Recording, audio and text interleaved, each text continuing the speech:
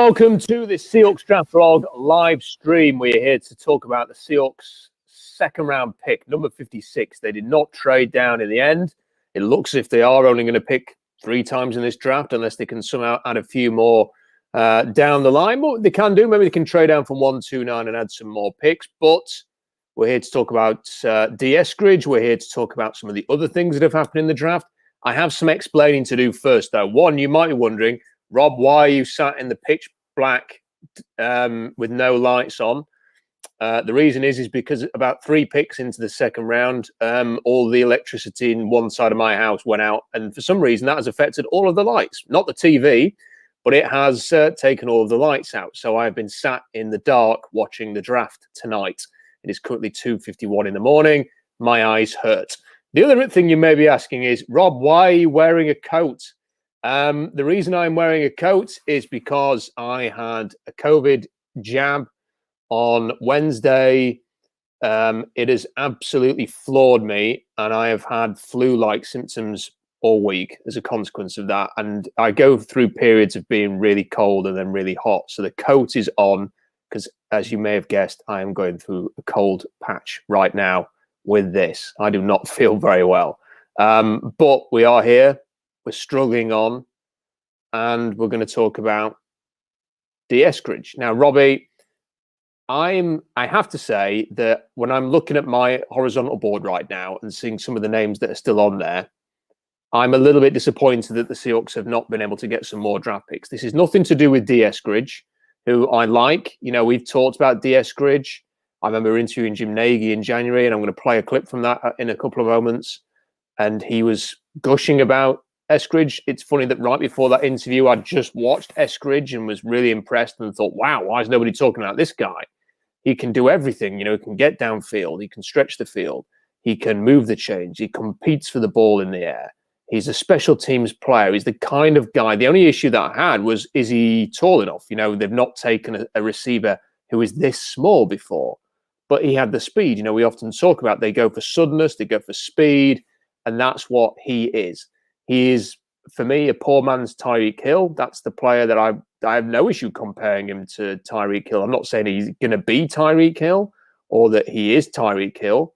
I'm just saying that if I had to compare him to sort of in terms of frame and his athletic profile, that is the player who springs to mind for me. I think there's a decent chance the Rams may well have been thinking about him, given that they took Tutu Atwell a pick later, who I don't think is as good as D'Wayne Eskridge is. But he's the pick at 56. So, you know, we've got a lot to get into here. Robbie, what are your thoughts on Eskridge? Well, I mean, first things first, I think just like everybody, I was shocked we didn't trade down and try to acquire more draft picks. And, you know, when they said the pick is in, I got all anxious and excited, like, oh, something's actually happening. And I think, you know, you've kind of rocked the boat a lot. I think a lot of us were thinking Quinn Miners, you know, Creed Humphrey was still available. There's a lot of centers that were, you know, available for us to pick that would have been, you know, great selections. I'm not mad about this D'Wayne Eskridge thing at all. I mean, when I start thinking about like how he can play into this offense, you know, if it can, you know, get the defense worrying about someone else's speed and you know, taking their eyes off DK, you know, and Tyler, and giving them an opportunity to get open more. I'm excited to see what he can do in, you know, Shane Waldron's offense. I would have liked to see us trade down a little bit and pick up a few more picks and you know, because there's so many good players available. I mean, I'm just shocked how many players available. I think that's the other thing that just for me is just like, you look at the players that were available, and for me, on the whole time, I'm watching the quarterbacks, obviously, and I'm like, Kellen Mond is still there. He's still there. Why is no one taking Kellen Mond? And, you know, I see that he just went to Minnesota at 66, and man, there's just a lot of players that are available. And so, yeah, man, it would be nice to have a lot more draft picks. I'm not mad about taking D'Wayne Eskridge. I think the kid can fly. He's super fast, and I'm excited to see what they can do with some end arounds. We need someone on the punt and kickoff return, so it'd be nice to have someone back there that could, could maybe put a little damage in the special teams game. So yeah, overall, I'm happy with him as a pick, but I would have liked to see us trade down and get more. Yeah, I think that's generally how I view it, is that I kind of have to separate the two things, really. On the one hand, I like D'Wayne Eskridge. You know, I think he's a good pick. I think if they'd have taken him whether they had 3 picks or 10 picks in this draft, I would have said he's a good player. I think he's a good acquisition. I think he's the kind of player that they needed. We talked about this. I talked about this on other podcasts, Robbie. Receiver was kind of the only position they'd not done a draft hedge for. When they signed Ethan Posick, it's a draft hedge. When they add other positions, and people can go on about linebacker, but I think there's a decent chance that KJ Wright will come back. And let's not forget, they spent a first-round pick on a linebacker a year ago, and they're paying Bobby Wagner $18 million a year. So let's not act like they haven't invested in that position already. So they hadn't done anything at receiver. They'd lost David Moore. They'd lost Philip Dorsett. Josh Gordon was supposed to be part of this, and he was moving on as well. They hadn't done anything. So the odds were stacked towards receiver is a likely target here, and I don't think anybody should be surprised at all. We've talked about it. I think it's an excellent receiver class. Personally, I wish they'd, this is like the 3rd great receiver class in a row.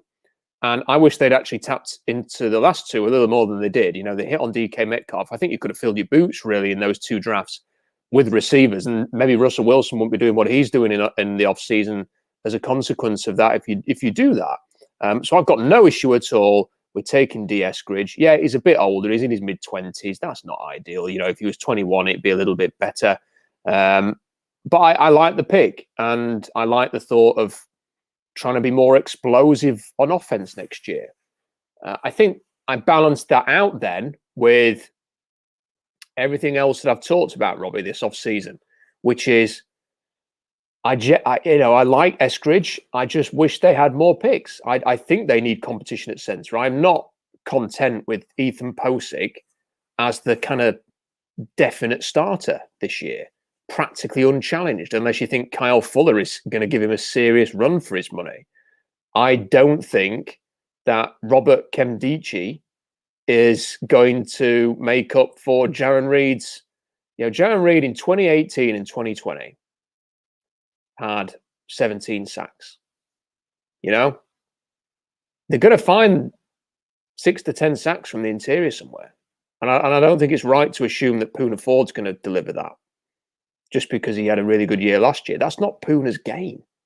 I think what you saw last year is Poona at his best. And I wouldn't be sort of trying to make him into something he's not because you've got rid of Jarran Reed. When I look at the O-line, Robbie, who's your left tackle and right tackle next year? Because if you don't re-sign Dwayne Brown or Brandon Shell, you're going to have to replace them. And you don't have a first-round pick next year. Who are your cornerbacks after this year? It's Witherspoon on a year deal, DJ Reed's on a year deal, Trey Flowers has got 1 year, Pierre Desir's on 1 year. Everybody's out of contract. Your center's out of contract. Your tight end, your starting tight end's out of contract. Your 2 tackles are out of contract. How are they filling these holes? Because this isn't a one-off with the lack of draft stock when you don't have a first rounder next year as well. And I kind of look at this overall picture and I just think they've got themselves into a state here, Robbie. And listen, people will want to come on and they'll want us to talk about Eskridge. I'm going to get back to that in a second. But for me, it's just the cumulative effort of 2 or 3 years of missing out on drafts, not making the most of your first round picks, not setting yourself up for the future, not building a new core since the reset in 2018. That means I can't sit here and fully enjoy this Eskridge pick because I'm sat looking at a board full of players that I think they'd benefit from still having a 3rd round pick this year. That I think, well, is Jamal Adams better than, say, trading into the top of the 2nd round and going with Elijah Moore or Landon Dickerson or just getting Eskridge there and drafting somebody else in round? Do you see what I mean? It's like there's the way that they're constructed and built. There's always that sort of nagging thought in the back of my head that thinks the Seahawks really aren't on the right path, even though I like this pick. Yeah, I mean, I kind of like what you said right from the beginning. You kind of have to separate the two. I mean, realistically, we knew we only had 3 picks. Trading down, I don't even know what we could have gotten. I mean, you were seeing people trade up from 20 to 11 and only giving up a 2/3 or something like that, and their 20th or whatever. So I don't know what the trade values were, and maybe they did try and weren't able to do it. But again, Eskridge, if I think about what we had talked about earlier in the offseason, or when we talked about what the Chiefs were doing, right, they were giving Patrick Mahomes weapons. Well, they're giving Russell Wilson a weapon, and this is what they need to do. They need to go out and get players that can, be game breakers. And this is a guy who can come in, he can contribute right away on special teams. You can put him in the slot. You can, have him running posts down the seam and really opening up DK and Tyler. And I'm really hoping that this kid is just someone who can come in and be a game breaker for us. He kind of reminds me of that, that Percy Harvin speed. We can do some end arounds. I'm sure Waldron is excited about some of the things they can do with him. But I'm in the same boat. It's hard to be really excited when you see all these great players available still in the draft. And if you just had a few more picks, you could maybe grab a couple more, and it'd be like, is Jamal Adams worth some of these guys that we could have gotten? But at the end of the day, Jamal Adams is our first round pick, as we heard from Pete and John. So that is it. And do you know what the thing is I don't understand why it cost them a third as well. Why was two first not enough? Yeah. Why did they have to throw in a third? Because if they had that third round, they'd be back on the clock in a bit. And they could maybe even move up here to get someone like Quinn Miners if they really wanted to, or Kendrick Green might be sat there. Quinn Miners might be there when the Jets are back on the clock with Seattle's pick. Yeah. So I never really understood why it costed two firsts and a third and a player for Adams and a fourth. Right. Yeah. I mean, and that's what I'm saying. Like, there's a lot of things I wish we had some of these picks back, but we don't. And this is where we're going to go with it. And I really just feel like I think he's going to be a good player for us. And I hope that, I really hope that he comes in and proves that. I know being, from a small school and a small guy, like, he's only 5'8". So, I mean, there's, not a lot of size there, but I mean, the kid can fly. I'm excited to see what he can do with the football in his hands. Just so I'm not tipping any picks here. These are all picks that have been announced, because I can see on the TV that they've been announced. So some of the guys who've just come off the board, I saw that Benjamin St. Juste has just gone off the board. Congratulations to him. He's gone to the Washington football team. One of the players that we interviewed, Milton Williams, was another player that we interviewed, and he has just gone to the Eagles. He was a self-confessed Seahawks fan, so good luck to him with the Eagles there. Ali McNeil, that's three players in a row coming off the board there that I interviewed. He's gone to the Detroit Lions as well. Brady Christensen has gone in the third round because of his explosive traits. Robbie, we were talking, I think, off air that Kellen Mond and Davis Mills went back-to-back at the top of the round as well. So some interesting picks being made.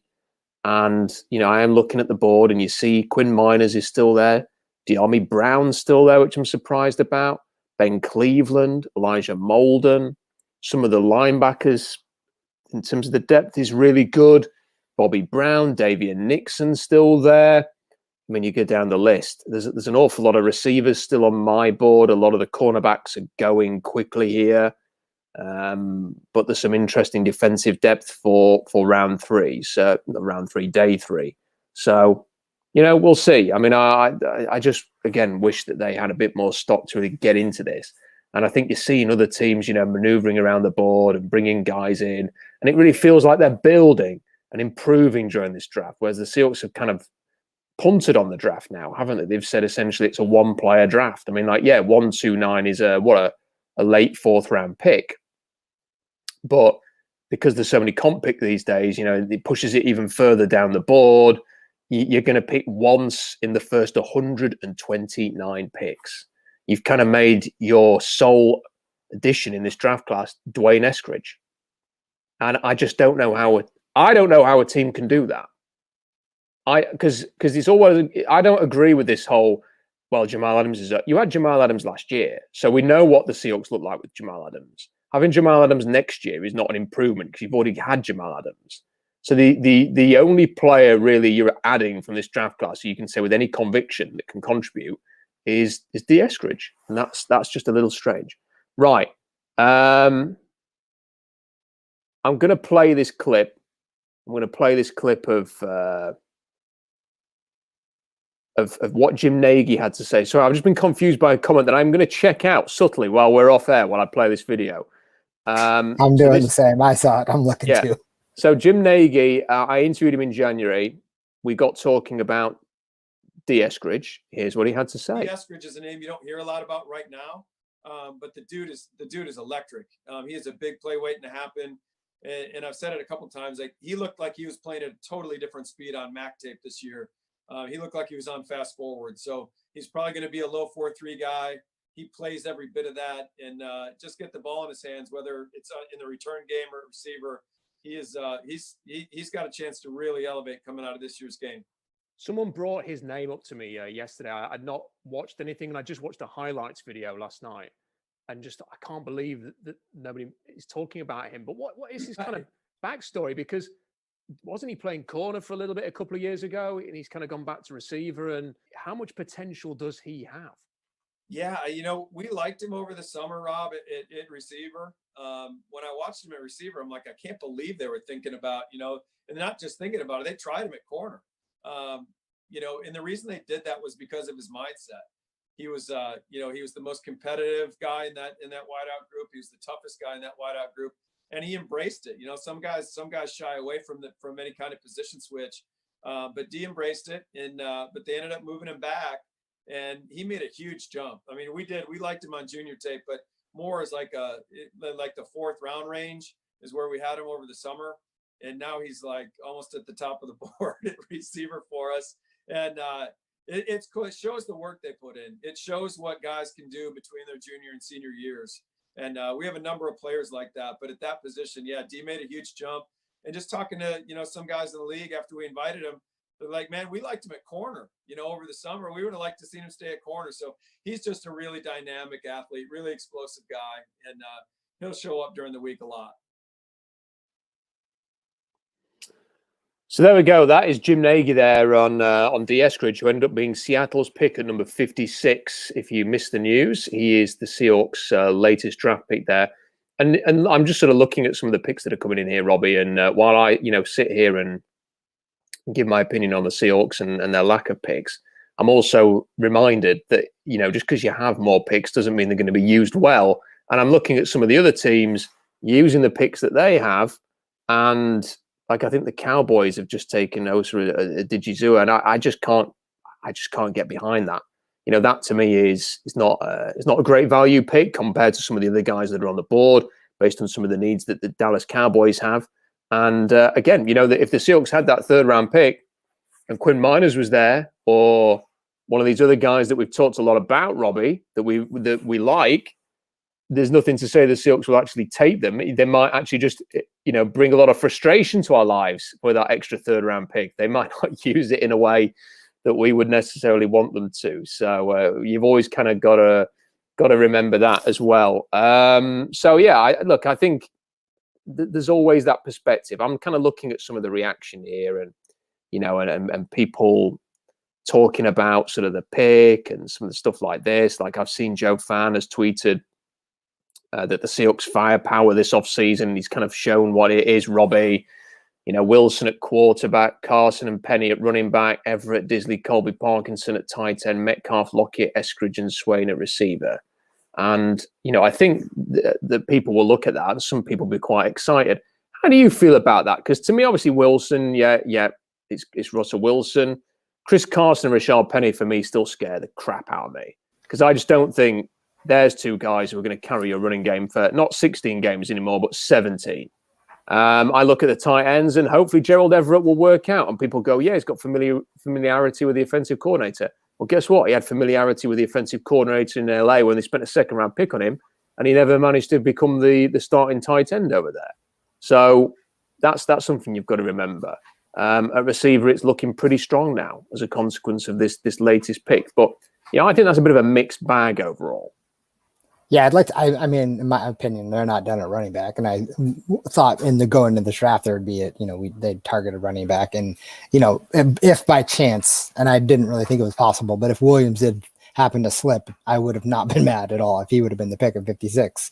And I think this, really says something about what we're looking for going forward. And I think you could see, I could see us, targeting another running back either late in the draft or, someone who gets cut out of camp or given someone else a shot. I don't really know. I mean, yeah, I'm not really sold on, Rashad Penny or Chris Carson, being the guy. And, I, as much grief as I said throughout the whole, last season about how I just didn't think we should re-sign Carson at all. I think for what we did sign him for, pretty decent deal. But it's still at the same time, he just can't stay healthy. And, he's not the guy that I was looking to hang my hat on to carry the running game. But yeah, there's a lot that we still need to do there. But I mean, going back just to the Eskridge pick, I think he can help open up the running game a little bit more. I think, like I said, with the end arounds or sweeps or whatever it might be, or maybe just quick passes, getting the ball in his hands. I'm excited to see kind of what he can do in that third wide receiver position. One of the things we were kind of looking out for is somebody got me very excited, Robbie, by saying that one of the draft trackers had got the Seahawks down as having the pick 122. And this is kind of where we're at now, that I suddenly I got very excited that maybe they've acquired another pick, because I knew that their pick was 129. And I thought, have they traded someone here? Have they managed to convince somebody to take LJ Collier off their hands or something like this? But alas, no. I don't know where that's come from. They have not acquired an extra pick. They are slated to pick again at 129, pretty much punting on this draft.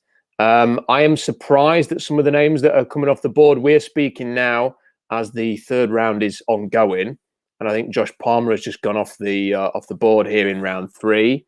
Again, I think there are better receivers than he to take in this kind of range. I can't believe that D'Wayne Brown is there must be some kind of issue there with him, because that is not what I would expect. He's gone to the Chargers, by the way, Josh Palmer. I think there's better cornerbacks than Paulson or Debo, and the Saints have just taken him.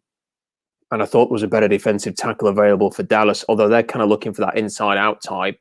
I thought there were better options there for them at 75 than Adiji Zua, who they took. And I'm always kind of wary of these guys when their brothers flame out very quickly in the NFL and then they come in. There's just something about them that I just always get a little bit cautious about that, rightly or wrongly. So we'll keep looking at this. We'll see. I wouldn't complain if there was somehow, some way, a way for the Seahawks suddenly to emerge and get back into this round somehow. I don't think there's any chance of that, Robbie, because I think they sent a clear message that they didn't even turn up to the draft room yesterday. They knew they weren't. There was no reason to be there. They've done one pick. I think they're mailing it in on this draft. I think they've decided that with the COVID impacted college season, they're just not going to bother really. They're going to get what they can. They've done this pick now. They probably will only pick at 129 and 250. And maybe I don't even know what you get from trading down from 129. I don't know what people expect they're going to get. What, a 7th round pick? So unless they're going to trade somebody, I don't think they have any interest. I think they're just basically punting on this class. I think that's the way it is, which is a little bit of a shame, like I said, because there is still, like the thought of having Ben Cleveland kicking the opponent's arse up front is a great thought. And Quinn Miners has got a lot of talent. There's a lot of potential there. I think there's, with Bobby Brown and Buddy Johnson and people like that at Texas A&M, a lot of physicality, a lot of athleticism, a lot of potential. I think there are some good guys to be had there, but we'll see. And we're going to have to wait till 129 now. And I think when you get into that range, Robbie, all I'm hoping for is that someone like Sean Wade's there and they can take a punt on someone like that.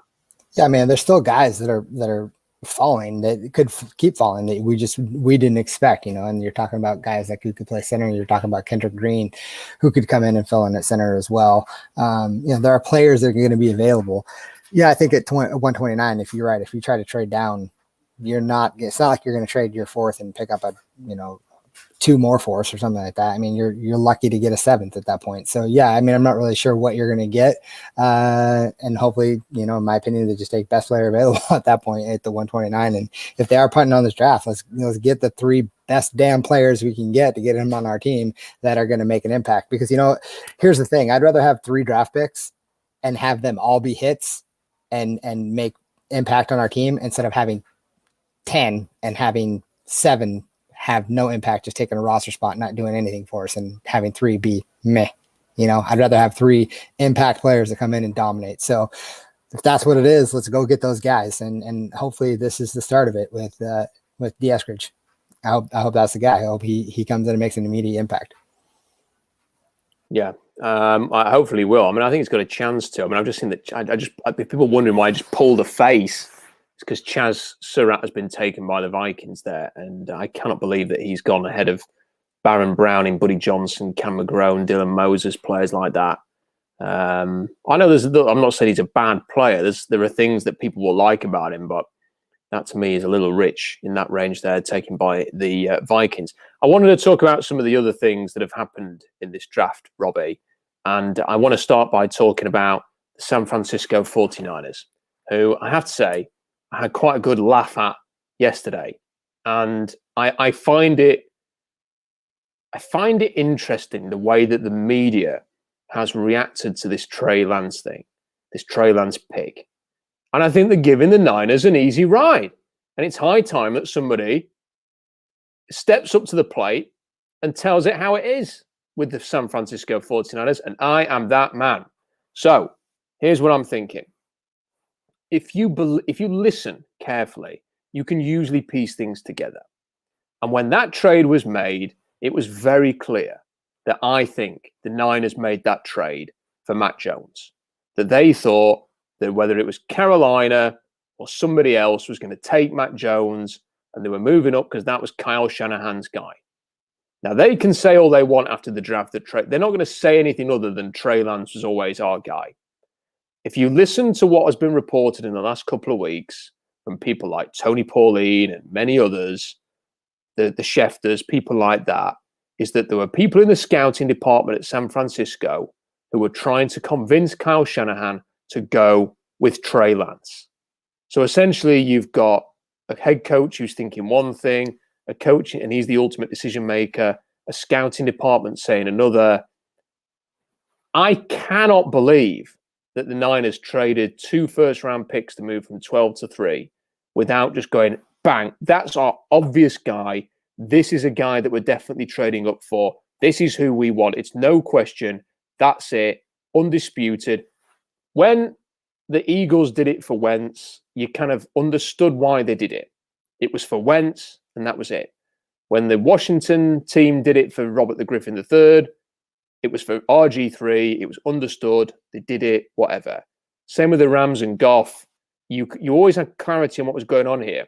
I can't believe the Niners have been given such an easy ride for this desperate, reckless trade whereby they've just kind of gone up for the sake of it to guarantee that they've basically paid an absolute fortune for the right to just not have to worry too much. And it's like, well, hang on a minute. Why don't you do your evaluation first and then decide whether you want to move up or not? Why did you have to move up during the pro day circuit just starting off? They did the deal on the day that it was BYU's pro day.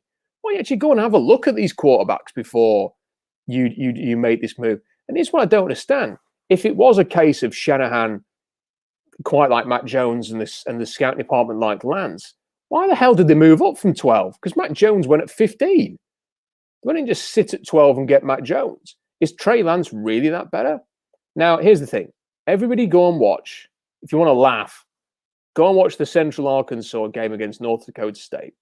Because Trey Lance looks like a whole heap of crap. And I've seen some Niners fans celebrating on Twitter and getting carried away and getting very excited and cheering because they didn't draft a guy with a dad bod at number 3, right? So, maybe you should actually go and watch some Alabama tape and then go and watch some North Dakota State tape and educate yourselves and actually have a proper opinion rather than just go, we drafted the big physically athletic guy. Oh, aren't we good? Oh, he has upside. Yeah, we're the Niners. We've got Mahomes. Rather than actually go and watch the games like I have, and then you might have a better understanding of what these quarterbacks are. Would I draft either of them, either Matt Jones or Trey Lance, in the top 5? No, I had second-round grades on both of them. If you actually watch Trey Lance, watch that Central Arkansas game. It's crap. It's really, really bad. That was the only game he played in 2020. Really bad. Overthrows downfield, terrible overthrows, a terrible interception, a fumble, poor under pressure, forced throws, jittery, nervous, just the inexperience showing through.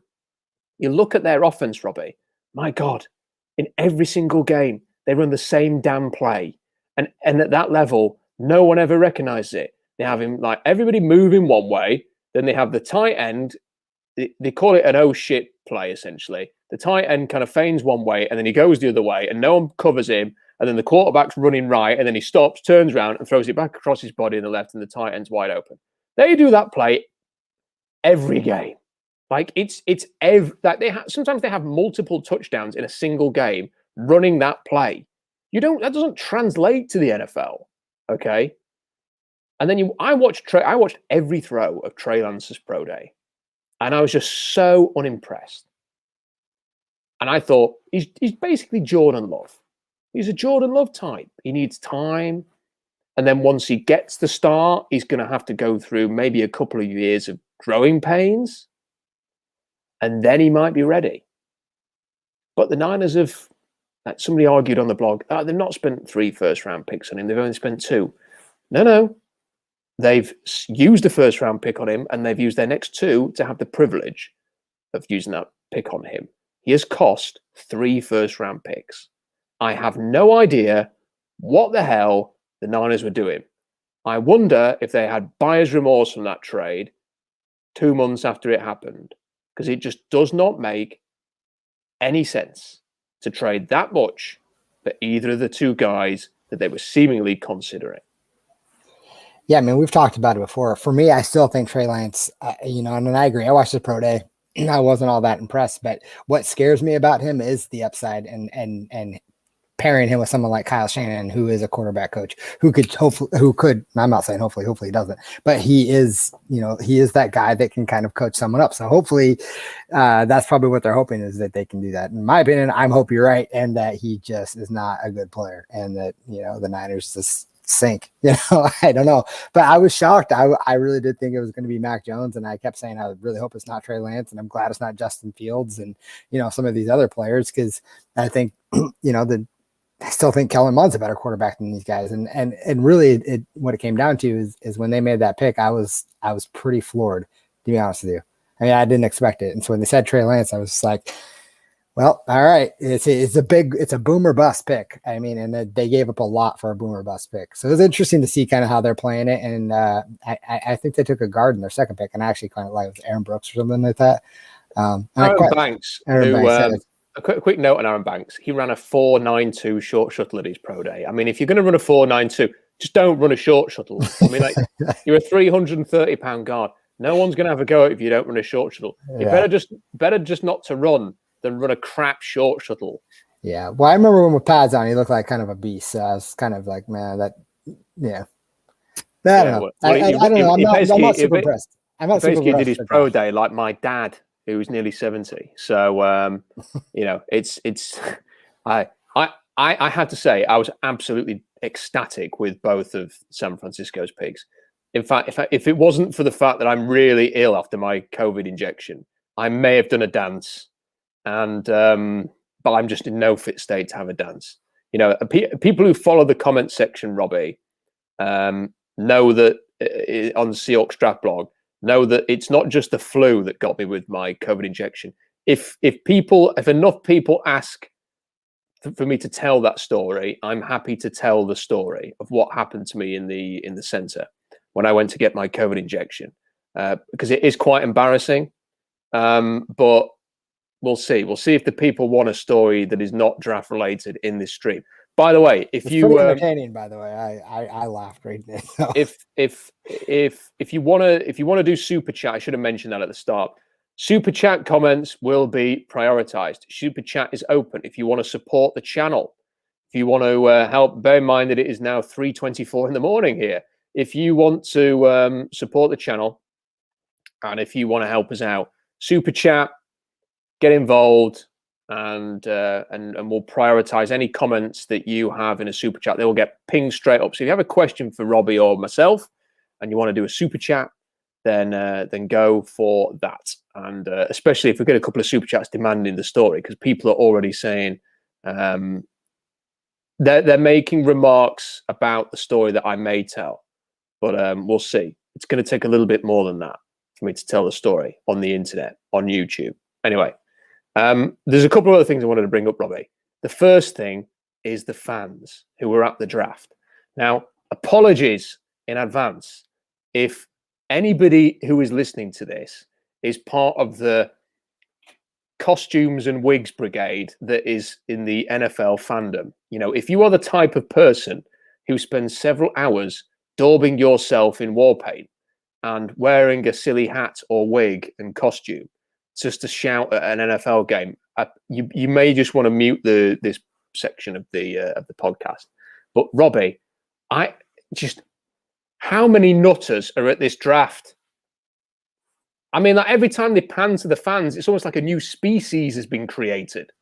Like the people that are getting up on the stage, I'm like, who are these people? I just want to, do you know what? I'm dying to see somebody who just goes up and sits in Goodell's chair and he just sat there in a jersey.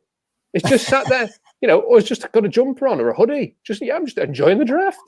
You know, it's like, let's get the craziest person up here. Like they had a guy, they spent 10 minutes watching a guy who looked a bit like the Macho Man, Randy Savage, dancing. I was like, who is this? Like, is he somebody I should know? I've seen him like on like Monday Night Football. They've picked him out at a Browns game in the past.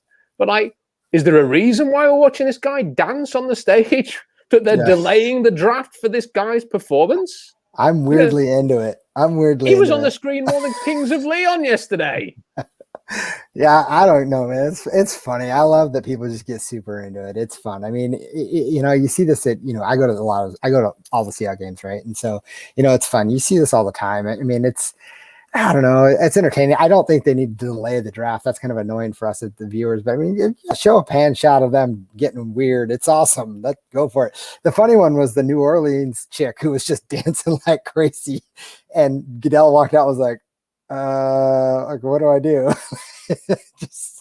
Peck also said that, Sweet Caroline seems to have become the world's national anthem. I don't know if they played it twice. And at the wherever this is that they're doing, I think they're doing it outside the stadium, aren't they, in Cleveland? And it's got all the crowd going, and Goodell's like delayed his entrance so that they can finish a chorus of Sweet Caroline. And if anybody's ever seen any of the sporting events that happen over here, so for example, when the boxing is on in Britain, they play Sweet Caroline before the main event. And I've been at covered many world title fights for the BBC. And Sweet Caroline comes on, and it's as if it is just everybody sings, everybody gets involved. I've been there when Michael Buffer, the let's get ready to rumble guy, he's dancing in the ring, he's got getting everyone going. There's just something about that song that it's like whether you've had a beer or not, you kind of feel like you've got to join in, and it's like someone should do a thesis on what it is about that song that just gets everyone going. I don't know if you ever go to a bar in America and someone puts on Journey, Don't Stop Believing, it just turns into the same damn thing. It's awesome. Everyone just gets wicked wild, goes nuts, and they have to sing it. It's just what it is, man. I don't know. I enjoyed it. I mean, I wish they didn't do it as much on the TV, so delay the draft, but I actually do. I really enjoy the weirdness. Like, whatever. Like, hey, if you're having a good time, that's awesome. I always like the ex-player that comes out and just gets on with it. Is a favorite of mine. Like the player comes out with just right with the next pick in the 2021 draft is this, and then it's just like great job, man. You just came out, you read it out, and then you went back away to wherever you've come from. It's like the ones who come out, I just want to tell you a quick story. It's like, no, don't. This is not an acceptance speech. It is a draft pick. The other thing I've noticed this year, and I notice this every year, but now we have a live stream to talk about it, is that nobody can say 2021. Whenever they get up to the thing, it's like with the 7th pick in the 2021 draft, with the 19th pick in the 21-20 draft, there was that great moment when the Cowboys pick was made, and they said with the 7th pick in the 47th round or something like this, and he got it mixed up the other way. The 2nd pick in the 47th round, and then he corrected himself. It's like you've got it written on a card, It's like it is a sentence that you have to read, and for some reason, like the people booing Goodell should probably have more respect for Goodell because he goes out there and executes a sentence 32 times in the first round, and then when he gets to the second round, nobody can do it. Nobody can even say the year. So there we go. Anyway. I'm not telling the story because nobody's done a super chat. That's your warning. If you want the story at the end, then it's super chat o'clock or not at all. So the other thing I wanted to talk about was the Chiefs. Now, the Chiefs have obviously spent a huge amount of resource, Robbie, in their offensive line. Orlando Brown for the first round pick. They traded that to the Ravens. They signed Joe Tooney in free agency. They then got Creed Humphrey. I mean, you look at the Chiefs and they had a horrible Super Bowl experience because of their O-line. And then they've just gone out and absolutely smashed it in terms of bringing the guy. You could, if you're a Chiefs fan right now, you are thinking you could not have done more to upgrade and sort out that hole of the O-line. And I was kind of racking my brain. When I kind of wish the Seahawks would be that emphatic about issues like that sometimes. Like so driven, determined, this is what we're going to do. And we're not going to sort of nip and tuck at certain places. We're going to go all in. Tooney for a massive price. Orlando Brown for a massive price. Second round pick on Creed Humphrey. That is the kind of statement of intent that I think all fans want. And I wish that the Seahawks had shown a little bit more of that over the years to address their needs. Like when they come into last offseason, our priority is fixing the pass rush. Yeah. In comes Benson Mayowa and Bruce Irvin. It's like, compare that to our priorities fixing the O-line. Here's Orlando Brown, here's Joe Tooney, and here's Creed Humphrey. Yeah, I really like that Creed Humphrey pick, man. I when they drafted him, I just, of course they did. He's kind of a guy I was looking at too. And I'm surprised he dropped as far as he did. I thought he was going to go a lot higher. So for my opinion, I was pretty shocked that he fell, and then I think the Chiefs did an excellent job picking him up. But I think that's kind of why this Eskridge pick doesn't bother me. Is I'm excited about it because this is kind of the things that the Chiefs would do, right? They went out and they'd go get a playmaker for their quarterback, and they've got all these playmakers for Mahomes to go after and throw to, and we'll see what else they do. Maybe they'll go out and get a running back now that can also help out, in the passing game or something, and see what they can do. But for my opinion, I just feel like we can't, with only 3 picks, clearly we can't do all the great things that the Chiefs are doing. Then they went out and spent a bunch of money on it. And we went out and got Gabe Jackson. We gave up a draft pick for him. And we're making an effort. But I'd like to see him, it's just that Jamal Adams trade, man. Just really, that's what it comes down to. That Jamal Adams trade, we just gave up too much, and we're licking our wounds for it right now. That's just the way it is. And we have to deal with that and go forward. And like I said, if we only have 3 picks, then they better be 3 home run picks this year. And I really like what the Chiefs are doing. Even their first round pick, they had that linebacker, right? They drafted I'm gonna have to look it up now. I think they drafted a linebacker, and I was like, man, that was another good pick. Just a player that I felt like would really fit their scheme. Oh, you mean Bolton? Yeah, I really like that pick. He's just a tough guy, Yeah, like just a guy, he hits people hard. I just I really like it. Yeah, kind of got a look in his eye, hasn't he? Like, won't mess with him. That's the kind of what you want in a linebacker. Yeah, I just like what they're doing, and I feel like they're just really well run organization right now. Okay, we've had a couple of super chats, so thank you to Brent. Super chat or bust, he says, and V Marsh. Okay, let's have it, Rob. So there we go. I will tell the story. If you want to do a super chat as well on YouTube, then please feel free. Help support the channel here during draft season. Just to recap, that on what's happened in the draft, because the third round is ongoing. De'Ami Brown has now gone at 82 to Washington. I think that is fantastic value for them. I thought he could have been a real option for the Seahawks, Robbie. And there was some concerns about little things, but overall, I thought he was a good player to try and target.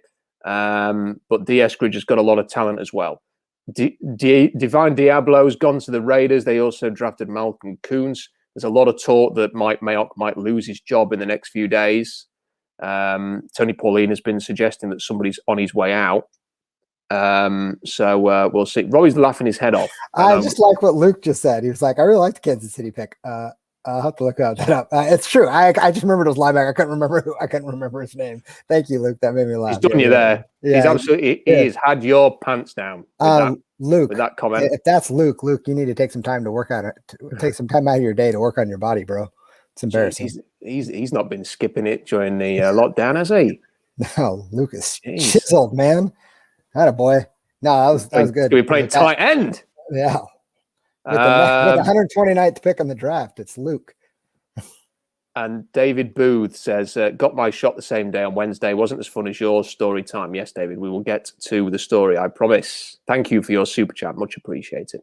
Some of the other picks here before I was distracted by Robbie's laughing his head off.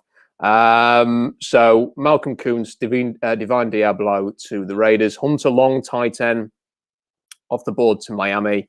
Giammi Brown that we mentioned. Tommy Tremble has just gone to the Panthers. Tommy Tremble, who can't run a route to save his life, Robbie, but Tremble is exactly what happens to defenders when he's maneuvering around the field, looking to block somebody in the running game. Absolutely smacks them. So interesting guy, athletic, but it's kind of he's been suggested to be more of a fullback type rather than a tight end because, like I say, he can't run routes. So I don't know how he's ever going to play tight end and be an effective receiver. So yes, that is where we're at. I think, you know what, we'll see. We'll try and see it through to the third round if we can. And then just in case, Robbie, it'd be great to get some live reaction to a Seahawks pick. I'm trying to sort of think, as you were talking a little earlier, I was thinking, is there anybody on the roster at all who could get a third round pick late in the day? And I can't think of anyone. I mean, obviously there are players they could trade with value, but I'm speaking like one player for a pick. There just isn't anybody, is there? They're punting on this draft. They're not gonna do that, which is a shame because I'm looking at the board right now and there's still somebody said Diggs. I don't think you get. I mean, you traded a fifth for Diggs. Yeah, you're not getting. I don't think he's going to go up by 2 rounds in a year or 2 years. Looking at the board, Quinn Miners still there, Ben Cleveland still there, Elijah Molden still there. Love all of those guys. Buddy Johnson, Bobby Brown, Davian Nixon. They're all guys I gave second round grades to. Dante Smith, the tackle, still on the board. Spencer Brown still on the board. That's a bit of a surprise because people were talking him up. Sean Wade. I mean, there is still a ton of guys, Robbie, that I really like. And listen, let me tell you about Quinn Miners, because somebody emailed me, and I won't name names. Somebody emailed me and said, they've got a source at a team. This is a person who I trust. They said, Quinn Miners, there's a little bit of concern about the fact he didn't play last year. He's only played guard. There are some technical issues. And although he has all of the traits and the profile that, he's more of a third round, fourth round type rather than sort of the range that I was projecting him in. And that has been proven to be absolutely 100% true. Because I thought with those physical tools, Robbie, and that Senior Bowl appearance, there was barely any chance of him getting out the top 50. And a lot of people felt that. This is what people in the media were saying. This is what draft analysts were saying. It was not just a me thing. This was what a lot of people were saying. And he's still on the board. We're into the 80s now. And you wonder how far will he drop? At what point do you think about a little move up in round 4 to go and get a guy like that, if you even want to? Because if he's dropping this range, are the concerns a little bit more prevalent than we thought? And there are other guys that I think are really good that are still on the board here, Robbie. There are still a lot of good options. There's still a chance that at 129, which is about 40, 50 picks away still, you'll get a good player. Yeah, I agree. I mean, that's what I'm saying. People keep dropping. You just never know who it is. I mean, you've named a lot of names, and they're, you don't know what some of these other teams are doing, and they're picking players that we wouldn't pick or we wouldn't choose, and kind of question why they would take them there or whatever. And who knows, man? Anything's possible. Like, I just hope they're 3 home run picks. That's what all I can keep hoping for. I mean, I just, when you see Chauncey Goldston going at 84 to Dallas, I'm thinking, again, that to me just doesn't seem like a great value pick. I know there are some people who really like him. I didn't have him on my board. Amari Rodgers just gone to Green Bay. Decent player. I think there are better receivers in this draft. I had him in a round 4 range. He's gone in sort of the mid to late 3. I think there are other receivers that on this board still that I would go above him. So there we go. I will tell the story, and then we'll talk a little bit more about D'Wayne Eskridge, Robbie, because he is the Seattle pick. We haven't talked enough about him. So if people wondering what the story is, some will have heard this. I'm not scared of anything really, Robbie. I'm a proper man. I'm from Yorkshire, so I am not scared of anything except I am a little bit needle phobic. I struggle with needles. Now, I've had many jabs over the years. I've been to places like Indonesia and India, and you have to get jabs if you want to go there. And I've had them. And I never enjoy it, but I go, sit down, I kind of look the other way, have the jab, it's over and done with, I leave, and that's it. I really, really struggle with blood tests. I've only ever had to do one of them. I couldn't let them do it in the arm. I kept pulling my arm away. So they said, do you want to do it in your hand? I said, yes. I really struggle with that. I nearly passed out straight afterwards. I went white and they had to get me a coffee, and my wife was with me at the time, and I was a big baby about it. That was quite a few years ago. But with jabs, usually fine. I get to the vaccination center, 9 o'clock in the morning. There is a queue to get in right off the bat. And I think it's because we were there sort of first. Whoever was there, I was there on my own. We had to get in the queue. I had to wait outside in the cold for about 20 minutes before going in. And then I had to queue in the corridor afterwards. And we're all kind of like lined up in this corridor. Like there's about 20 of us in this corridor, all waiting to be vaccinated. It's just weird. And I kind of think everything about it was just playing on my mind a little bit, that this was a bit unusual. This wasn't like a jab, and I'm the only person getting this jab because I'm going on holiday to India. This was, no, we're in a global pandemic and everyone's here for the same thing, and it's a bit different and a bit unique. And I sat down with these two classic Yorkshire ladies doing the injection. By that, I mean, they were absolutely hilarious, cracking jokes. I just love the personality of Yorkshire. It was just amazing. I can't repeat the jokes they were saying, but they were brilliant. And I had the jab. Didn't hurt at all. No issue at all. In and out, done. Got up, left the room, and I felt my arm because it was a bit sore. And as I was walking through the corridor, I was thinking, this arm's a bit sore. Got to the end of the corridor. There's a reception area. They make you go and sit down for 15 minutes before they let you leave. I didn't even get to the waiting area. I could feel my legs going. I could feel my eyes going. And I just thought to myself, I'm going down. I am going down. And the next thing I knew, I was on the floor. I passed out. I completely blacked out. I was on the floor. I couldn't breathe. I could sort of tell what was going on. I could hear all these people rushing over. I could, there's panic, people were shouting, get an ambulance, because I think they were worried that I'd had an allergic reaction. Little did they know that I was just a wuss. And they were like, a doctor came running over and took my blood pressure, which had sunk to 80 or something, which was worrying. And I'd gone white. I couldn't feel my legs, and then my legs really hurt. And I was kind of kicking my legs up and down. And I just kept going, I can't breathe. And then, I was down on the floor for about half an hour. And then I suddenly woke up and regained consciousness and was back in the room and thinking about the draft again. And then realizing that my wife was going to be having her vaccination in the next 30 minutes. And if I didn't get up off the floor and she saw me, this would be very embarrassing for her. And she'd walk past and go, oh, for God's sake. And she'd be like, I don't know him. It's not my husband. So that was my Wednesday morning. It's the best story ever.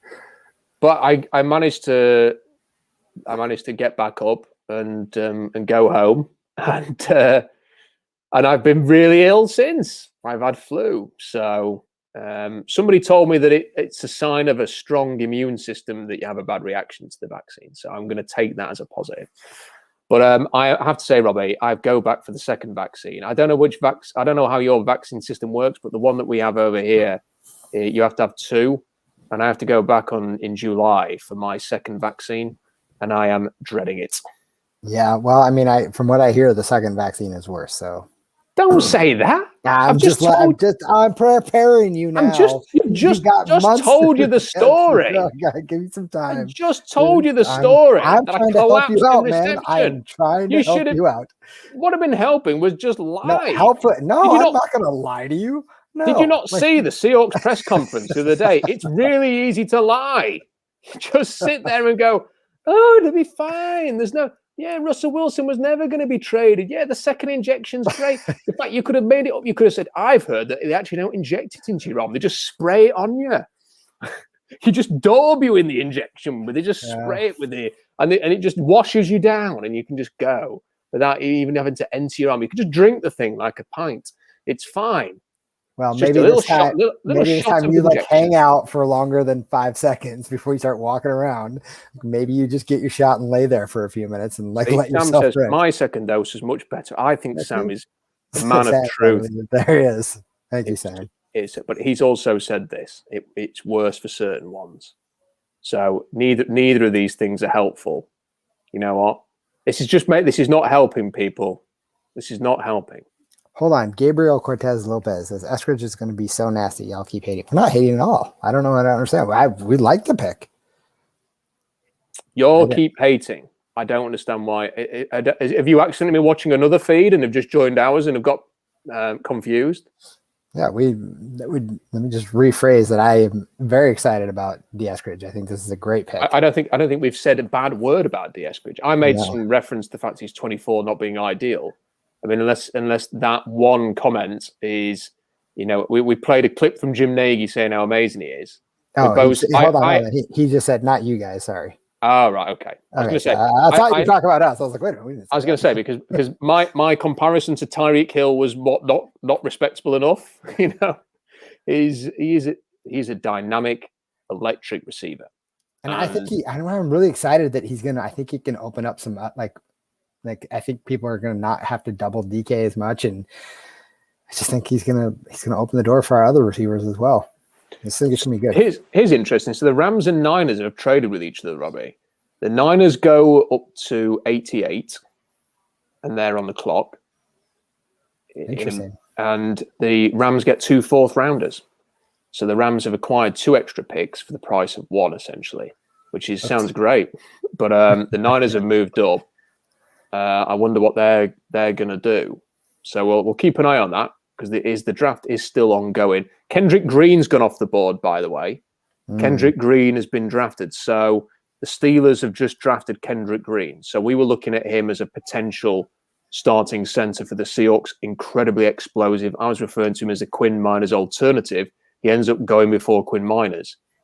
Very tough, very physical, a very typical Steelers type player. I would have thought they might have a good look at Ben Cleveland, actually. I thought he would be a fantastic fit for them. But I'd say I like what the Steelers are doing. I know the Steelers are not everybody's favorite franchise for obvious reasons in Seattle, but I think getting Najee Harris, getting Pat Freiermuth, 2 explosive weapons there right off the bat for the Steelers. Then you get someone like Kendrick Green. If Ben Roethlisberger can get through the season, Robbie, which is a massive question mark, then I think they've improved, and they've already got a very good defense, obviously. So I like what they've done. But I'm interested by the Niners here. Who have they traded up for? No tipping picks in the comment section, please, just in case anybody's watching it. But it'll be interesting to see what the Niners have got planned, because there's quite a big jump for them to go up from where they have gone to this range. And we'll see who they get. Are there any teams in? I've just said that I like what the Steelers have done. I really like what the Jets have done as well. Yeah, I was gonna say Jets. I really like. Jets have been a good draft. I like the way that they're building on the O line. Elijah Vera Tucker, I had him in as one of 16 players of the first round grade. Thought it was superb, just a class act. You put him next to Mekhi Becton, you get a receiver in Elijah Moore at the top of round 2. Robbie, I think real smashed that out the park. Big fan of Zach Wilson as well. Here's the 49ers selection. We'll come back to that in a second. Trey Sermon. What do you make of that? Trey Sermon has gone to the 49ers. They have traded up from round 4 to the back end of round 3. They gave up 2 fourths? 2 fourths, essentially, to get Trey Sermon. Man, Any reaction to that? I think that's understand why they would feel the need to trade up for him. think you would have dropped a little bit further. I don't know. I mean, don't they have another pick too in the third, don't they? Yeah, 102. I think they could have got him at 102. Let me have a look here. So yes, they have a comp pick at 102. I mean, I don't know whether he would have lasted to 102. I'm guessing, Robbie, that the reason they have moved up to get him is because they don't think he will be there at 102. I mean, here's the thing. They want to make sure that they can get him. Him running in Shanahan's office, though, that's pretty good. I mean, I could see why they would want to draft him. I don't know. I'm not sure though, because they're very good at just sort of plugging these guys in, aren't they? These running backs. And the thing about Sermon is Sermon's got a lot of talent. And when he's actually at his best, he's a real handful to stop. I mean, if he plays at the level that he played against Northwestern and against Clemson, then watch out, because he can be really, really good. But it happens that it's a flash in the pan all the time, Robbie. Mm-hmm. He kind of flatters to deceive you. You sort of think, I remember sitting down to watch the national championship game and thinking, oh, it'd be interesting to see what Trey Sermon does in this game. He lasted one snap and then he was out injured. And it literally one snap and he's off the field. That's kind of the thing. But at the same time, Robbie, it's like if this were the Seahawks, for example, who just traded up for Trey Sermon, part of me would have been a little bit interested. Would have thought, it'd be interesting to see how he gets on, because he is explosive, because he is big, that there is some talent there. And I think the Seahawks need more. I get why they re-signed Chris Carson. If Chris Carson can just stay healthy, he's a very good player. But they had to mother him all the way through last season. And I just don't think that they've got enough right now at running back. Well, so right. Really the reason why they went out and got Alex Collins right out the gate, right? As soon as the season ended, we re-signed him, bring him back. I think they really like the way he runs and the way he, finishes the plays. And he has that kind of Chris Carson-esque, ability. He's not, not quite Chris Carson, but I think that's another reason why they got him, is he's a good insurance. And I feel like Rashad Penny is still that mystery player. Like maybe he comes in and just this year it clicks, and all of a sudden he stays healthy and he just turns into that dynamic RB1 that we've been waiting for since we drafted him. Maybe that happens this year. You never know. But I mean, chances are slim. Obviously, he probably gets hurt game 3 or something. But interesting pick. There are still some guys that I really like on the board. Don't forget, super chat if you want a question answered. The best way to do it is to super chat. Robbie, it's kind of snaking along at a snail's pace. I was hoping that we were going to be able to. We've been on an hour. Yeah. I wanted to try and get through the third round, but there's still quite a few picks here. So there's another 15 picks. So we'll see maybe how the next 5 go and then go from there as to whether we're going to see it through to the end of round 3. But there are a lot of guys I like. We'll come back to that in a bit. We'll have to see a few other picks go off the board first before we come back and do all of that. I mentioned that I like the Jets. You agreed with that. I mentioned the Steelers. Is there anybody else who you sort of look at and think, yeah, I quite like what they've been doing in the draft? Well, I like that Minnesota. I like kind of what Minnesota's doing, only because they picked up Kellen Mond, actually, just because I just think he's a stud, and I think that's a great pick for them at that point, and 66 or something like that, and good chance they can let Cousins walk after this year, and I just think, man, I think he's just a heck of a player to pick up, and I think that could really benefit them.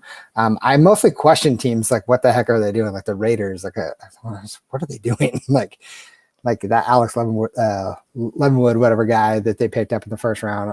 He was supposed to go, like, in my opinion, was like 3rd, 4th round. Sometimes I just don't understand what they do, but they kind of have that Tom Cable thing where they just they target a guy like an offensive line and think that's their guy, and they take him way too damn early. So for me, I don't really understand what they were doing. See, I kind of like what Atlanta's doing. I think Kyle Pitts was the right decision for them. I think overall they just needed a playmaker that's really going to, help them moving forward, like what they did. Let's see here. I kind of like what Detroit's doing. I really do. I think, the way that, they've been attacking the lines, right? They got their offensive tackle, the left tackle of the future for them. And then they went D-tackle 2 times in a row. And I feel like they're really they're really building up the line. I really like what they're doing. There's kind of things like that I wish we had more picks just to kind of do some things like that. Most of the time I just like, why did they take him there? But then of course I do that with the Seahawks too. So who knows? See, I don't think the NFC West is really. Look, the Seahawks have had one pick. When I look at the other teams, I don't really understand why the Rams took Tutu Atwell.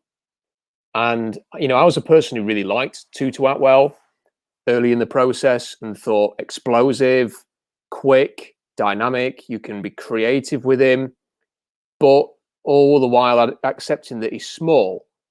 And then I actually have a look at his pro day, Robbie, and this was concerning for me. Under 5'9", 155 pounds, a sub 70 wingspan, which is incredible. Yeah, he ran a 4.40, but he's 155 pounds. A 4.40, that's like, if he was 220 pounds running a 4.40, I'll be impressed. Not at 155. Not particularly explosive, actually. 33-inch vertical, 9.9 broad, 4.09 short shuttle. Again, at his size, not great. Those are not the testing numbers that I expected from Tutu Atwell at all. And when I look at the Rams, is another receiver their most pressing need, especially that type of receiver? Is Tutu Atwell's he's not really a downfield type of guy. Like Matt Stafford, I'd be thinking Matt Stafford, you get him a DK Metcalf type. That's what he's best at. You get him a downfield guy, someone who can really stretch the field. I think D'Wayne Eskridge may well have been their guy, because I think that's the type of player I imagine Matt Stafford having a lot of success with. People, I think Ethan's just posted here that we stole their pick. I think there's a decent chance that is the case, that they did steal their pick. I think that is reasonable to think that. So I don't get that. I've talked about the Niners. I've had a bit of a rant about the Niners. I think going up for Trey Lance and Aaron Banks, and that Trey Sermon, people will like that.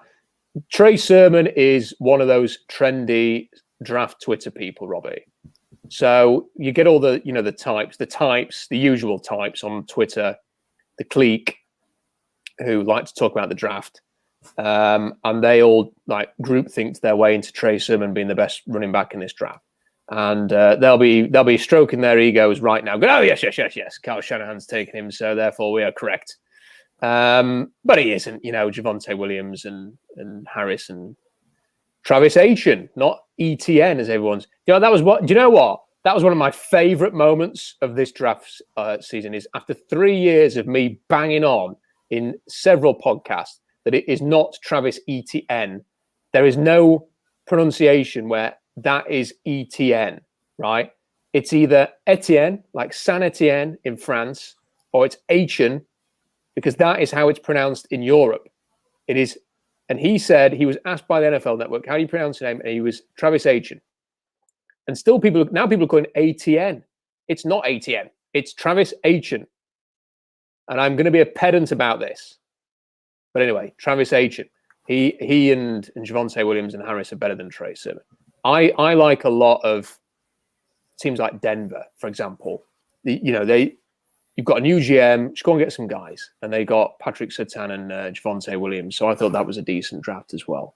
There's a lot of people talking about Denver going after Rodgers, and that was kind of a thing there for a little hot minute. I'd be interested to see how that plays out. Do you know what's also interesting is the Green Bay Packers did this really unusual thing, Robbie. I don't know if you saw this, but what they did is they said it wasn't going to happen straight away. Like, I couldn't believe it. I mean, I was so surprised.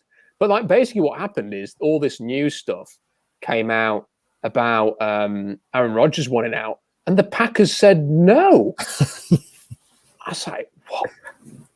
Are they going to get fined for this? I mean, I was a little bit worried about it because I was thinking, are they going to lose some draft picks? And like, look, I don't want the Packers to miss out on the fun. I don't like the Packers, but I don't want them to miss out. They're fans like us.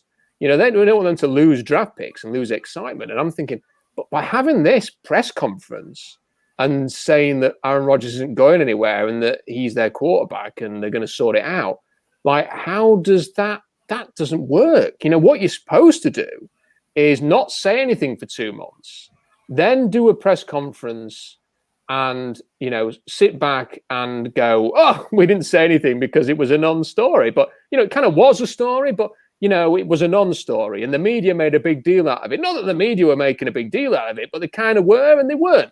And, you know, by the way, that time I said that we won't draft anybody who has got a domestic abuse record. Well, I wish I hadn't said that. And, what a clumsy press conference that was. My word. Rob gets salty after 2 a.m., by the way, guys, just in case you don't know this. That is my it's salty. Real salty. It's a fair point, though, isn't it? I mean, that was a ridiculous press conference. I think it was. But what are they supposed to say, though? I mean, they're not going to come out and be like, yeah, Russ pissed us off, so we were looking at trading him. They're not going to say that. No, but I also think it wouldn't have taken much to handle that a lot better. I think coming out and saying fake news and for me, they insulted the intelligence of a lot of people with that press conference, because it was, you know, the quarterback's agent literally sent a 4-team list to Adam Schefter on the record. And when you do that, you know, to claim that it was all a media thing is utter nonsense. I mean, it was just embarrassing for them to actually try and make that case early on. And it's a shame it took 25 minutes for somebody to throw that back at them and go, how can you essentially say this is a non-story after the Schefter tweet? No, and they could have come out and said, listen, this has been a really interesting off-season for all of us, but we listened to Russell and Russell's listened to us. We've come to an agreement. We had to have some serious talks with him, but we're moving forward together. You know, we've come through some stormy waters, but we're going to move forward together. And no one would have gone, well, that's a controversial thing to say, or that's a bad thing to say. It would have been fair and balanced and everything. And all they did was go out there and do the comical alley routine, which was, there was nothing to see here. And it was all the media's fault. And I just thought, you know, who are you trying to kid? You know, don't treat people like they're idiots. You know, I thought it was a poor performance, and I don't think it was handled well at all. And given that they've had 2 months to prepare for this, I wish they'd come up with a better game plan than they did. Yeah, I mean, I agree. It would have been nice to hear something else, but whatever. They're going to say what they say. Well, yeah, I don't think it is a whatever. You know, I think that fans deserve to. I think the fans. I think the thing is, we all know it's all bullcrap, right? We all know that's not real. Like, we know that there was just fluff, and I don't think anyone's buying it. I mean, they can go and say whatever they want. I mean, this is the same coach speech we've been hearing. Therein lies part of the issue, though. Is Green Bay have decided, you know, even though they drafted Jordan Love a year ago, that they're going to progress with Aaron Rodgers, that they don't want to lose Aaron Rodgers, that whatever that decision was a year ago, they have now determined that, no, we need to move forward with Aaron Rodgers. And whenever there's kind of like talk about this, they come out and immediately deny it. So you kind of know where the Packers stand on this. And they haven't traded him. You know, there's complete clarity. And the Packers fans will have had a freak out on draft day, on yesterday, and would have been so baffled and worried or intrigued by what was going on. But ultimately, their franchise went, no, here's what the situation is. And in Seattle, what you were given was this all going off and fans bickering and arguing with each other and chaos for 2 months, and Russell sending what he sent to Adam Schefter and Mark Rodgers talking to everybody. And then they claimed it was nothing. And it's like, well, if it was nothing, you just had to ring Schefter and say it's nothing. You might as well report he ain't going anywhere, because he ain't. And that never happened. And I don't think that was fair. Yeah, I think they're trying to brush it under the rug. It was fair on the fans. I don't think it was fair on the fans. And I don't think that's just what they do is enough of an excuse. Yeah. I think every team in every sport has a duty to think about their fans. And if it's nothing, like they claimed, then they led their fans down the garden path by letting that fester as long as they did. Yeah, I mean, I still think they're just trying to brush it under the rug for another year, and then they'll address it next year. I think that's probably when you'll see it. And that's kind of what we've been thinking. I mean, at least that's what I was thinking from the beginning. Like, and it had nothing to do with the $39 million cap hit or whatever. I just didn't see it happening this year. They're kicking the can down the road. But that's another thing that I have an issue with. It's like, well, what exactly is the plan here? Is that next year if Wilson tries to force his way out again? Is it, well, unless we get the ideal replacement strategy here, you ain't going anywhere. And then what happens then? Because that's very unlikely to happen again. So, right. And that's why 56 was interesting when Kellen Mond was sitting there. So I was like, oh, again, that's, if you at least with the Packers, they have a contingency plan on the roster with Jordan Love. So if they ever decide we're going to pull the trigger, they've already made that investment. The Seahawks start negotiations on this saga by saying, we have no answer. So unless you provide an answer, nothing's happening. But then that doesn't create any possibility of a solution. And then as time ticks on, Robbie, what happens then? Because Florio's already on this week saying he still thinks, or he still believes firmly that this is Wilson's last contract in Seattle. So you've basically got 2 or 3 more years, and then you have a very fractious situation brewing. So I don't think it's great to be in that. I wish there'd been more of a resolution, and I wish if it was all a non-story and there was nothing in it, that they'd actually shown a bit of respect and just sort of said, there's nothing in this. Anyway, we've kind of talked enough this offseason about the Wilson saga. Looking at the picks, somebody asked me where I had Patrick Jones, who's gone number 90 to Minnesota.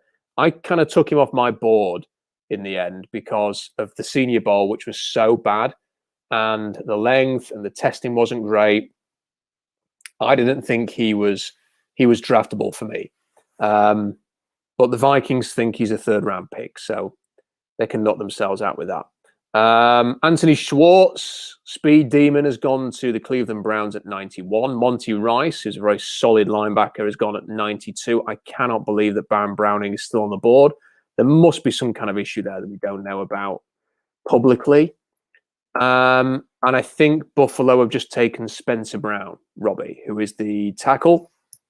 I think he was too tall for the Seahawks, 6'8", 6'9", struggled with leverage, very athletic, very explosive, very raw, and he's going to need some time to work out. So you say too tall?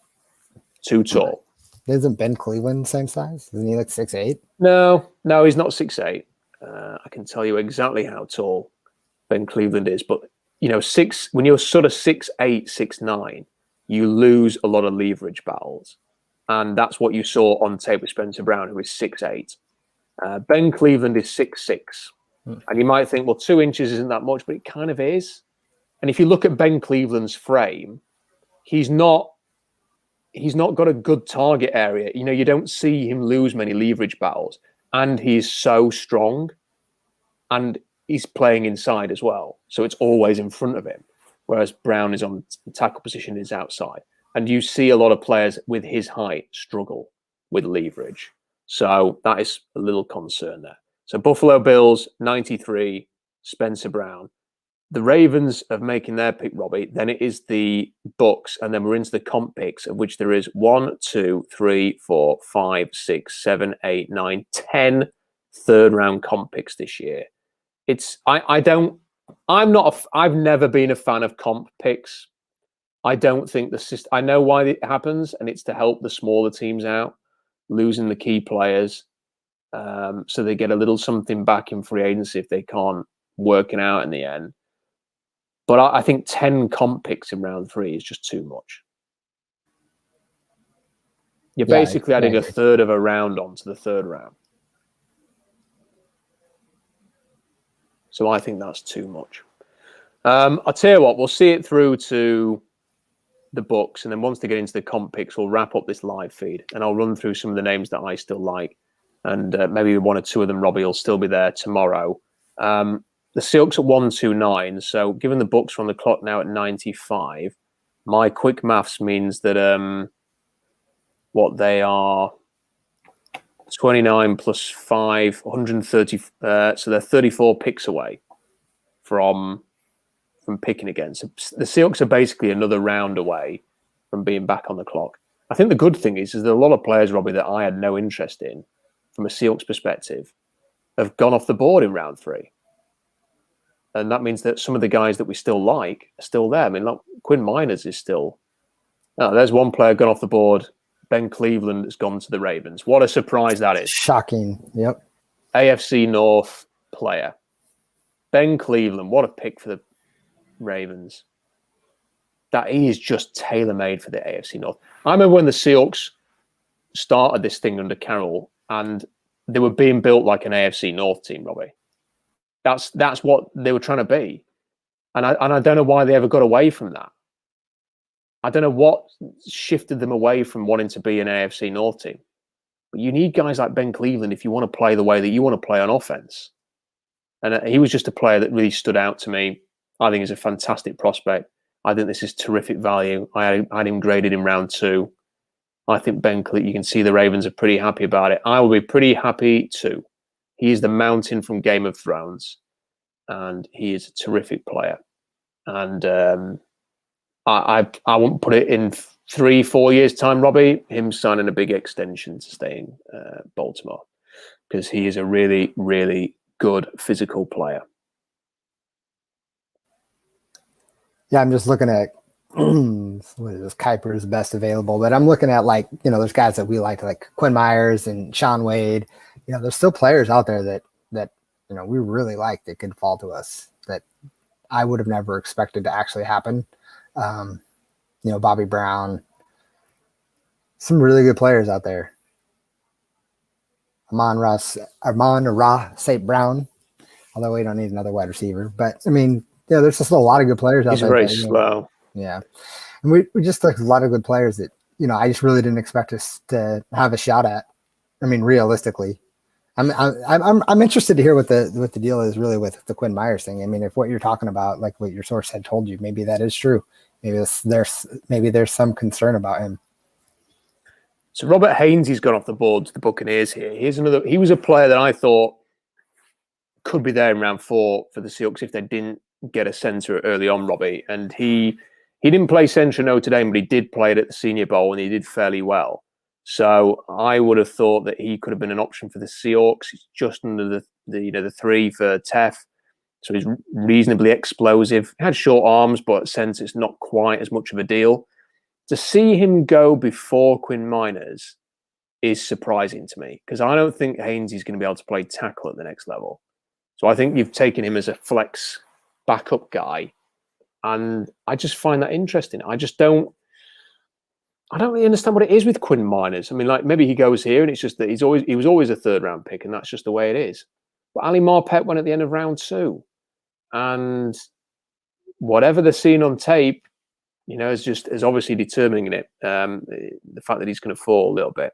So Haynes has gone to the Buccaneers. I've got my little list here of guys that are still on my board. I'm just going to have a quick final check to make sure nobody else has come off and I've not deleted them. There is 1 or 2. Anthony Schwartz has gone now, so I'll take him off.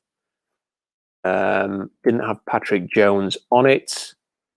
Monty Rice I didn't include, just didn't quite have the athleticism that I was looking for there. I think I'm up to speed now, yeah. So, what I look at here, Bobby Brown, I gave him a 2nd round grade. I think he's absolutely fantastic and he's got huge upside. I'm surprised he's still there. Davian Nixon has got some learning difficulties and some character concerns, apparently. So he's still on the ball, but he's massively disruptive as a defensive tackle. Baron Browning, very, very athletic linebacker. I liked what he showed on tape, but he's still there. Buddy Johnson is Seattle's type of linebacker, great agility. Cam McGrone gets after it. I think he's really fast and quick. Elijah Molden's still there, safety. I'm surprised that he's still on the board, and Quinn Miners. They're the guys that I've still got graded in round 2. So that's 2, 4, 6, 7 players that I had graded in round 2 that are still on the board there, Robbie. I'll look at round 3. I don't think the Seahawks are going to get into the mix for Jay Tufele and Tommy Togiai. I don't think they're options. Ronnie Perkins is still there. I had in round 3 again. I don't think he's a fit for the Seahawks. Dylan Moses is still there. If you look at cornerback, Sean Wade, Robert Rochelle, who I thought would have gone by now. Melifonwu, I'm not a huge fan of. Ambry Thomas is still there. These are all guys that I graded in round 3. Jamar Johnson still there. Talanoa Hufanga from USC, the safety still on the board. Dante Smith still there.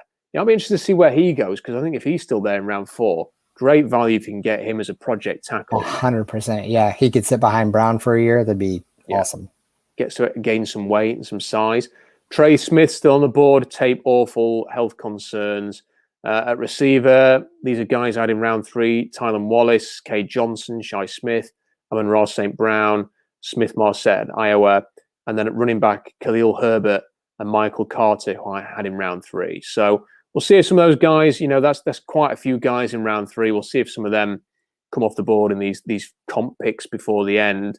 They may well do. The Patriots are picking now. You can trade comp picks these days, so we could still see some movement at the end of round 3, not involving the Seahawks, obviously, with their lack of picks. But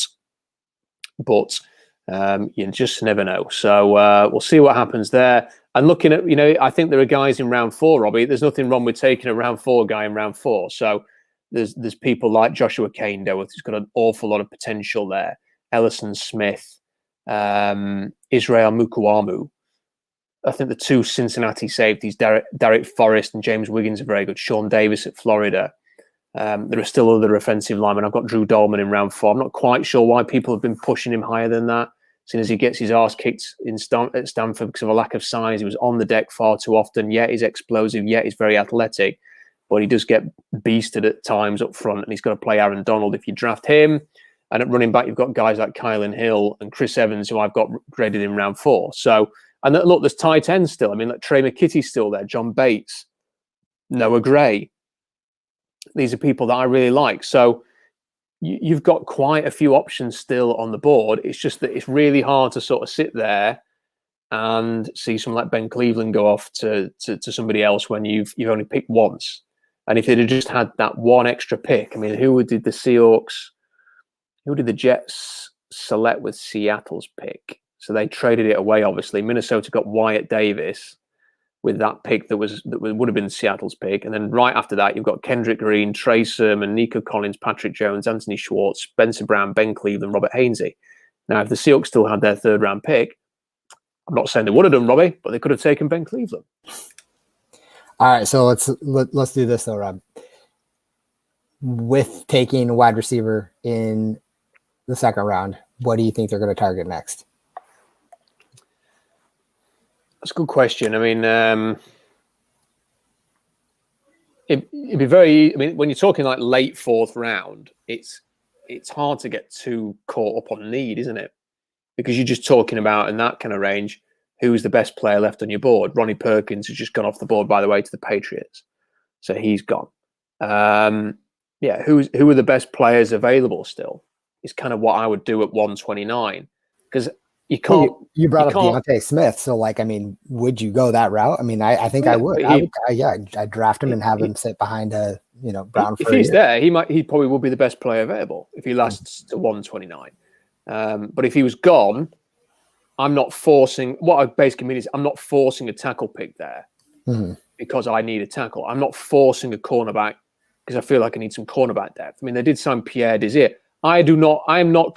This is the thing about the Seahawks roster, Robbie. I am not confident about what they've got at cornerback. Yeah, they've signed some guys, but I'm not looking at the cornerback group and saying that's a strength.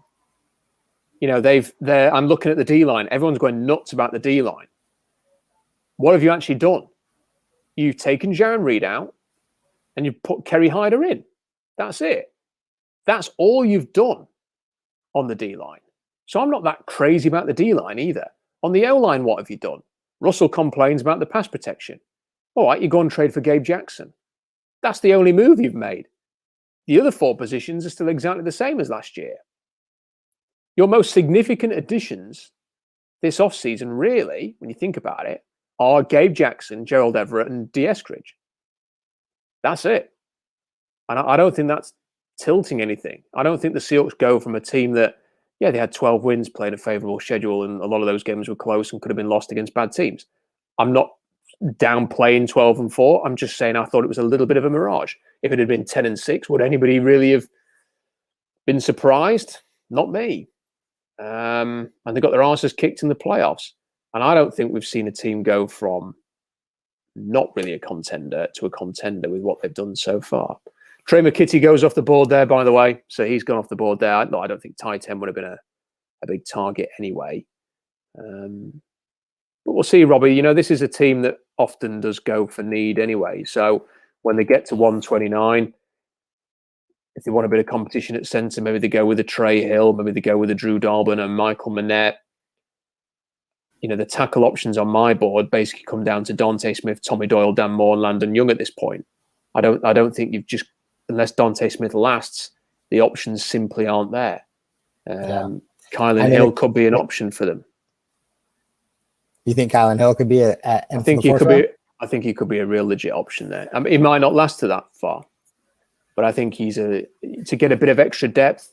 It's their type of guy, 4th round, could be an option. I think the pick that he's that type of running back for sure. But I think I'm more on the tackle cornerback position. Sean Wade, those kind of players that I think would be something they'd probably target. I don't know if they would go Kylan Hill that early. The guys that would get me most excited based on who's still available are Quinn Miners, Buddy Johnson, Bobby Brown, and probably I'd say Sean Wade, probably. And with Wade, it's that sort of maybe he's fool's gold. But I interviewed him the other day, Robbie. I thought he was a great character. I know what he produced in 2019. I had him in a top 15 range after that 2019 season. And I'd be excited to see if they can rekindle some of that magic. And if he was there in round 4, I'd go for it. I'd take a punt on him being really good. That would get me excited, I have to say. But I really wanted to come out of this draft. It's the most explosive draft class on the O-line in years. And if they don't come away with a single O-line pick, Robbie, it's going to be frustrating. And I don't agree with punting on the draft. I don't think that was the right thing to do. I don't think Jamal Adams is worth what they paid. I don't think he's a good fit. I don't think he's worth 18 to 20 million a year. I don't like the way they've put this together. Sorry. Yeah, I think I know that. I think everyone knows that. Sorry. Listen, if I felt the opposite, I'm not saying this because I want to say it. I want to come on here and say I think they've smashed it out of the park. Yeah. I'm saying what I think's right. There are plenty of other podcasts out there telling you everything is absolutely rosy, fantastic, and peachy. If you want that kind of analysis, then you will find it. If you want people to tell it how it is, then you've come to the right place. Quinn Miners is off the board, Robbie. Did he just go? The Broncos? The Broncos. There it is. So he was a late 3rd round pick in the end. I like what the Broncos have done. Patrick Surtain, I wasn't a huge Patrick Surtain guy, but I understand why teams would take him as early as they did. Javonte Williams and Quinn Miners after that. They're 2 really, really strong picks. I don't know if I can't remember whether Denver have drafted anybody else. But I like what they've been doing. I like what Denver has done with their draft picks so far. Yeah. I think that's a really decent collection there. Yeah, they've got some studs. Is there another pick that the Broncos made that I'm missing here? No. I think they've only gotten 3. They've only gotten 3. They traded up, didn't they? Yeah. That was it. They traded up in round 2 to go and get Javonte Williams. Yeah. So I like what they've done. And then you get Quinn Miners at this late stage. It's very, very good. I think Quinn Miners is a great guy, and I wish him the best of luck. He was one of my favorite interviews. So another guy goes off the board, and it's just sad to see them go, knowing that the Seahawks had just kept that 3rd round pick, Robbie. We would have had another guy to talk about tonight, and it could have been Quinn Miners or Ben Cleveland. But there we go. We've done an hour and a half. I think we'll wrap it up here. Yeah. At the moment, the Seahawks are going to be picking twice tomorrow in what is the most underwhelming draft class in history, Seahawks history, I think, because there's so few picks. And I wonder how we'll talk about it. And I wonder what position the Seahawks will be in as a consequence of having so few picks this year, because they're not going to address any needs, are they, really, apart from wide receiver? So what that means for the future, who knows? Brent, thank you. I agree. Me and Robbie did that draft, didn't we, the other day, Robbie, where we traded down 1 million times. That's and, right. Came out with a world-class draft class. And I'm kind of thinking the way the board fell, we probably could have actually nailed that. Yeah. But no, they pick at 56. I actually put a sizable chunk of money on them trading down for 56. So I'm also very annoyed by that. So thank you. That's why you're so salty. You lost some money. Yeah, well, if they'd have just traded down like a couple of picks, then that would have been fine. Yeah. But maybe the points about them being worried about the Rams are true because of the Tutu Atwell pick. So yeah. I do like the Eskridge pick. I will say that again for anyone who may have joined later or whatever. I'm a big fan of that pick. I think he's going to be awesome for us, and I'm excited to see what he can do in this offense. And we got Russ another target, another weapon. So this is gonna be fun to see how he plays out. So yeah, it's really fun to see how he uses. Plus, I'm going to get excited about seeing someone back there who could actually do something in the return game.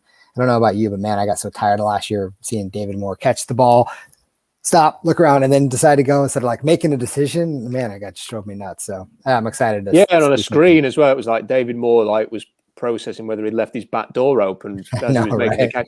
Did I leave it? Did I leave the oven on? No, I didn't. Oh, I'm playing the game. Yeah, you're right. So no, and I agree with you. I like Eskridge. I'm excited to see him play. And you know what? If you want to feel good about life, then go and dig out the Eskridge highlights videos on YouTube because they're good. You will be really excited by what you see. He's a good player. I like D'Wayne Eskridge, and I can't wait to see him. And I've already made the comp to Tyreek Hill. I'm not backing down from that. I think he's a poor man's Tyreek Hill. But in terms of are the Seahawks good enough to win a Super Bowl? For me, no. Are there serious concerns about the direction of his team? Yes. Is the Russell Wilson saga just being pushed back to next year? Yes. Are there holes all over the roster from 2022 onwards? And are you going to have that much cap space if you pay Jamal Adams? You aren't. And there are issues there. And these are all things that you just cannot hide from. If you want to have a serious conversation about the Seahawks, you have to discuss these things. Can't just pretend that everything is great because it's not. But as I agree with Robbie, D'Wayne Eskridge is a really good player. I cannot believe that Nahshon Wright has been taken at the end of the third round by the Cowboys, by the way. There are still guys coming off the board that I didn't expect to go off the board this early, and maybe that's indicative of what this crazy, weird draft's all about. And we've said it, guys are going to fall that you had no expectation of falling, and that is the case. And hopefully there's going to be a really good player waiting at 129 because my message to the Seahawks fans will be enjoy that pick at 129 because that's the draft over after that. Because 250 will not be exciting. Yeah. When they take a long snapper or somebody like that. So anyway, that's as far as we go. Thank you for all your company. Thank you to those of you who chucked in super chats. SeahawksDraftBlog.com for further analysis down the road. And Rob, hey, thanks for staying up so late, man, and doing this. This is awesome. Seriously. No problem at all. Thanks, guys. Thank you for watching, and we'll see you again soon. See you guys.